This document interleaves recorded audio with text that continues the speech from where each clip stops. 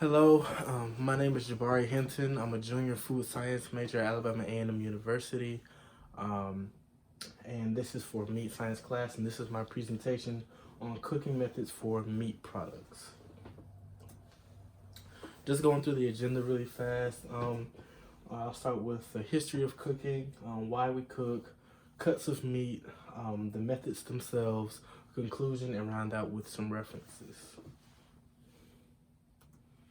Okay, so starting with the history of cooking, dating way back to very, very early times, BC times. Humans, the way they gathered food, they gathered in a hunting and gathering method where there were nomads. They often traveled a lot. They weren't settled and they had to hunt for wild animals and vegetables. But after a while, they started to settle down. Populations grew and they needed methods of cooking and preserving food to accommodate for the growing population. Um, so going down to how they preserve, starting with curing, which uses salts through the use of osmosis, which pulls moisture out of the meats and preserves the meat, making it dry for a longer period of time. Now, curing also, along with preservation, can add flavors. Such as with dry curing, with roasting, deli meats, things of that nature. Um, and yeah, so actually, when they first started cooking, they usually roasted foods over an open flame. But as time went on, the methods of cooking got a little more complex. So why do we cook? Going down this list, starting with texture. As you can see here in this picture with the steak, that brown covering that you get, the brown crust that you feel or taste or bite into when you cut into a steak, that's actually a very preferable, um, um, what do I say? Very, very preferable um, texture that you would want for a steak. Um, and I'll have a video to discuss that very quickly.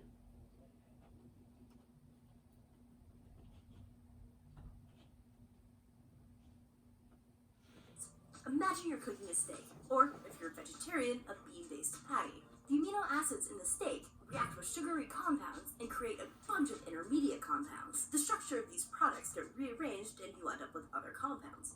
We won't get into the details of these reactions, there are a lot of them, but these intermediates eventually turn into a whole range of delicious flavor and aroma compounds. Or, as a friend of the show and chemistry professor Matt Hardings puts it, all sorts of things happen in this reaction, but eventually you get to Flavor Town. All right, so yes, actually with the Maillard reaction, um, in terms of why we cook for texture, a lot of flavors are formed through that as well. And I'll get into more of that with the meat cuts that usually have that you really are looking for that Maillard reaction to occur. Why we cook, reason number two, fat rendering. Nobody really wants to bite into a steak that has a big fat slab or really big juicy, not juicy, chewy piece of fat hanging off the end. When you render that fat, you're actually breaking it down, releasing all the juices and releasing that moisture so that a lot more of the flavors get inside of the meat. And next for color, usually with meats you start with a, like with beef you have bright cherry red, or with chicken you have a pale pinkish color and things like that. But after cooking you usually want that golden brown color on your meat, which makes it more appealing, and that also ties into the Maillard reaction that occurs. And also safety. It's one of the biggest reasons why we cook. Maintaining a certain internal temperature, 165 for poultry, 145 for meats, which is about medium for steaks, and 160 for ground beef. That's the reason for the ground beef being so high is because there's a lot more surface area to be contaminated by pathogens, and leaving room for diseases and things like that, foodborne illnesses from ground meats like that. So you want to get that temperature pretty high to make sure you guard against that. And down here I have a journal article by Lucy M. Alexander talking about a report where they discuss the quality of meat. And basically, what they were saying is that when you cook something, the quality of it changes depending on how you cook it. Say with meats, the amount of fat that usually is in beef, when you cook it or sear it, you're looking to render those fats and make sure that when you do cook it slowly and uniformly for other cuts like big roasts, you want to make sure that all those flavors come together really well, and that can affect the quality with how you cook. So touching on some of the cuts of meat, we have cuts from the loin, which includes the porterhouse steak, T-bone steak, top loin, strip steak, and tenderloin roast, as well as our tenderloin steaks.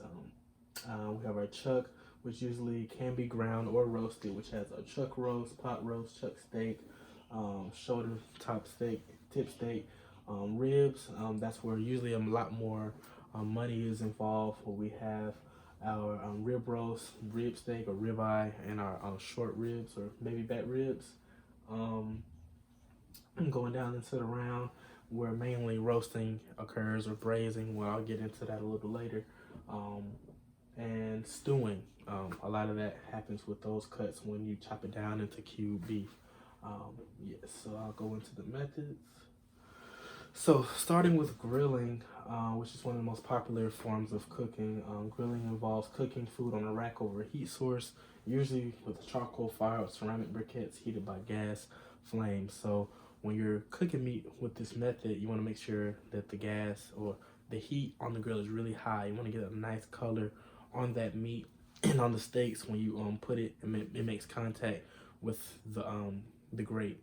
You don't want it to be a low heat because that Maillard reaction that you're looking for won't occur or it won't happen the way you want it to, and that crust that you're looking for won't form. And down here, journal article talking about the effects of frying and grilling on fat content of common foods like salmon and beef steak. That's something I was touching on earlier, where they were saying that the fat content in foods can affect the quality of the foods, like I said before.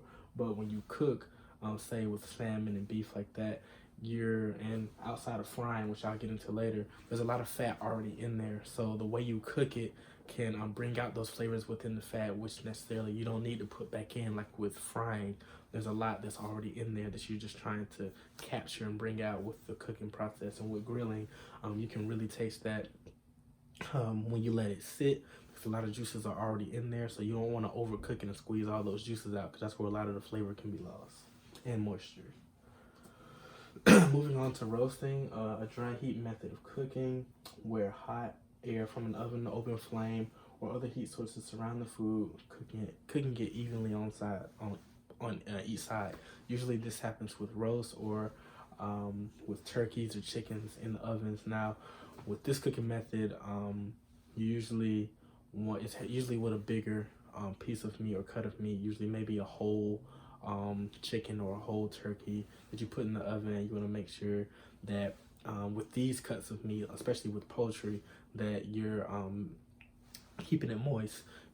Basting, injections, things like that work, and you want to make sure that it's very moist because there's not a lot of fat that's on the inside of these cuts of meat. A lot of the fat is on the outside in the skin. Now, that is preferable when you're frying and you have a lot of fat on the outside and it gives that crunch, but when you're roasting, a lot of that fat can be squeezed out and drip onto the side and it comes out of the bird. So that's why basting is very important when you're roasting. Getting into braising, and braising is very complex. It combines both dry and moist cooking. You start with searing the meat on each side. Usually this is to trap the moisture inside the meat, making sure that it doesn't dry out and it gets a nice crust on the outside with that Maillard reaction. But secondly, once you deglaze the pan with a cooking liquid and get all the good bits that came off with the meat, put vegetables inside the pan, things like that, you want to put the meat back into the pan with that moisture and cover it tightly and put it into the oven to cook. Now, The way you do this, or why you do this, is you want to make sure that all that connective tissue that's within those bigger cuts of meats that you're using this method for softens up. There's plenty of times where you may have had a roast or a pot roast that was very chewy. That's because a lot of the connective tissue that's within those meats, it probably hadn't cooked long enough or wasn't cooked properly enough for it to become very tender. But through this method, you get that nice crust on the outside and that color, but you also get a very tender piece of meat that's cooked very slowly and uniformly, making sure that you come out with a great product. And with sauteing, now sauteing to cook quickly in a minimal amount of fat over relatively high heat. Now, usually this uses smaller cuts of meat, smaller cuts of poultry, like cut up chicken breast, seafood is used in this a lot, and cubed beef and things like that. It's usually meant to cook very quickly. Now, you don't want a big piece of meat in this because you have to work it and stir it constantly, trying to make sure that everything is cooked fast, and you get a nice color on the outside with those vegetables and things like that. You don't want to overcook it. That's what you don't want to do. You want to cook it very fast, but also you don't want to overcook, because things like seafood can become very rubbery, and that's something that's not appealing, especially with poultry. Like I said earlier, it dries out very fast, so you don't want to overcook it and cook it too much to the point where it's very tough. You just want to cook it really good, get it nice and hot, get a good color on it, and make sure your vegetables don't overcook as well when you're cooking with sauteing. And lastly, going back to this other slide here where it talks about frying in the journal article, frying, like I said earlier, with certain meats like chicken or poultry, you're aiming to put moisture or put fat back inside the meat, because a lot of that fat, like I said, is on the outside. So frying, usually you covering the meat up with a batter or flour coating of some sort, or breadcrumbs, aiming to get a very nice crunchy texture on the outside. That's really the main goal of frying. You really want that texture when you're frying. And lastly, going through our conclusion now, cooking has evolved over the years, and many different cooking techniques have been introduced. And looking first, like with liquid nitrogen, doesn't necessarily use meat, but with ice cream, flash freezing, or with foie gras, liquid nitrogen has been used a lot to very rapidly freeze ice cream, such as Dippin' Dots. So that's really innovative. And with citric acid,